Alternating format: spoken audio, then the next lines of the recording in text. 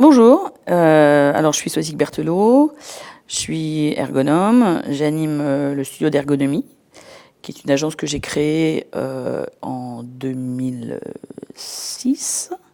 L'agence est à Paris, donc on est, en fait on est un réseau, on est une équipe en réseau, un designer Emmanuel Quérault, une architecte d'intérieur qui s'appelle Élodie Claudet, un directeur artistique qui s'occupe un peu de la communication, qui fait l'illustration, qui est le roughman avec qui on travaille, qui s'appelle Philippe Lepresti. On a également un spécialiste de la 3D, Joseph Morgan.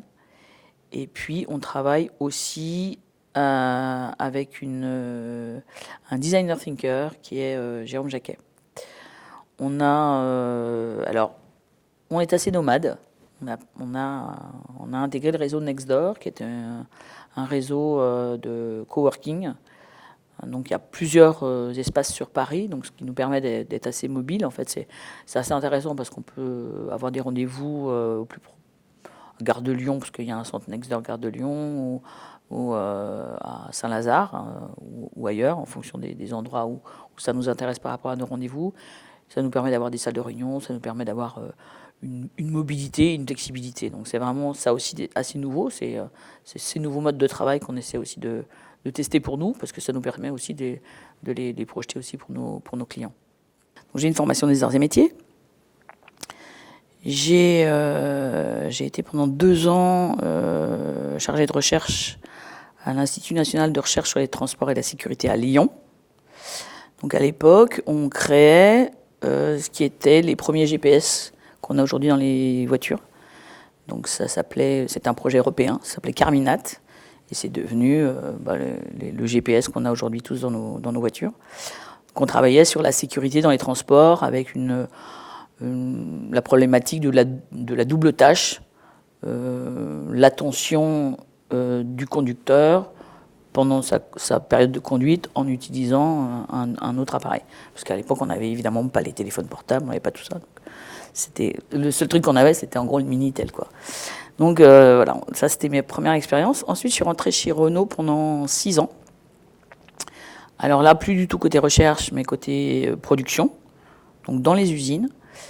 Et là, je me suis rapprochée de l'univers un peu de la conception de l'espace, de l'architecture, puisqu'en fait, on travaillait sur un projet qui s'appelait Gamma, qui voulait dire Génération d'automobiles manufacturées autrement. Donc en fait, c'était le projet de l'usine du futur. Et l'usine du futur a permis de concevoir ce qui est aujourd'hui le schéma directeur des Logan. Donc c'était aussi un projet assez innovant. Et puis ensuite, c'était la période où Renault commençait de licencier, fermer des usines, etc. Donc je suis partie et je suis rentrée au Centre technique du bois et de l'ameublement. Et là, j'ai découvert l'univers du design que je connaissais pas du tout. J'ai commencé à travailler avec des designers sur essentiellement des projets de design d'ameublement. Et j'ai animé un laboratoire d'ergonomie. On développait des outils pour essayer de qualifier le confort et la pertinence des produits qui étaient dessinés par les designers. Donc là, c'était vraiment un truc qui était vraiment très très nouveau. Et du coup, ça m'a emmené vers plein d'univers parce que j'ai commencé alors évidemment à lire, à me renseigner, à m'ouvrir sur cette culture du design qui est finalement un monde énorme, qui est évidemment super développé en Italie, sur l'ameublement, etc. Avec cette particularité de design d'édition, qui a un côté super élitiste et tout ça. Mais là, ce qui est intéressant, c'est de dire on est quand même dans la technique et dans de la conception, mais on produit un bel objet, quoi. Il y a une finalité esthétique qui est intéressante quand même.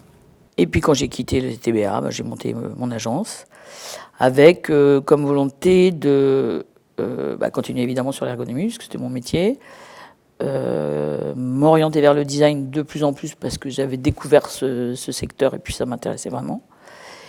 Et puis en même temps, j'avais pas envie d'être limité sur un seul secteur. Donc je me suis dit, je vais aller sur tous les horizons. Donc je fais aujourd'hui autant, je peux faire de l'ameublement, je travaille sur des projets d'innovation, d'interaction, des sièges d'avion, du mobilier, enfin un peu tout azimut. Je pense avoir fait à peu près tout, sauf des bateaux.